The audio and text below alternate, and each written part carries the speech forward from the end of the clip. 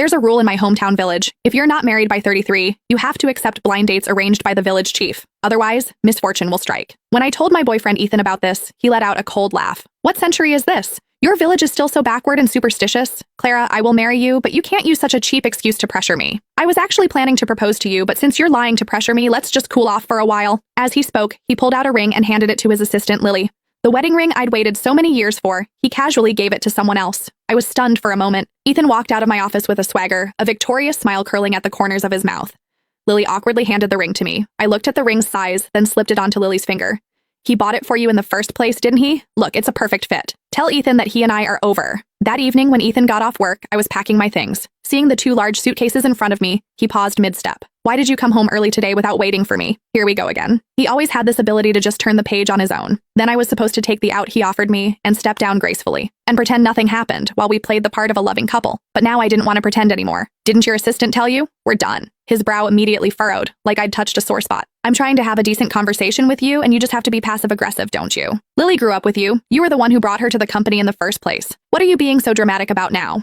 He was right. I was indeed the one who brought Lily to the company. She and I grew up in the same village. The village chief told us to look out for each other away from home. So when she graduated from college and couldn't find a job, I proactively brought her to our company. She was obedient and sensible, and I was happy to mentor her.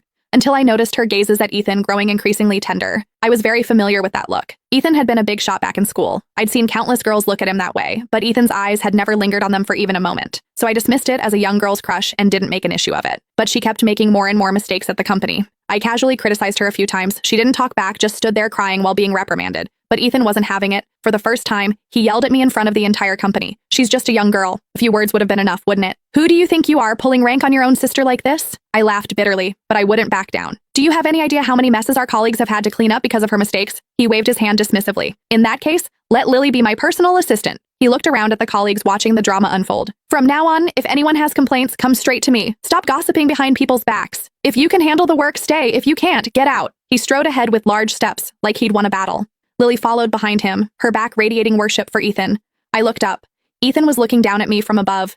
I didn't know when it started, but he began making everything about winning or losing with me, always needing to come out on top. He was no longer the man who told me in our rental apartment, "You're the only person I'll ever lose to in this life." I glanced at my phone. The ticket confirmation was still on the screen. I'd be going home soon. I didn't feel like arguing with him. You're right, I was being dramatic. It won't happen again. Seeing my reaction, his expression showed a moment of confusion. I figured he must have been prepared for me to act like before, to demand to know when he'd actually marry me, to question him about his unclear relationship with Lily, but he never expected me to look so defeated. After a few seconds of silence, he dropped a whatever and left. He didn't come home all night.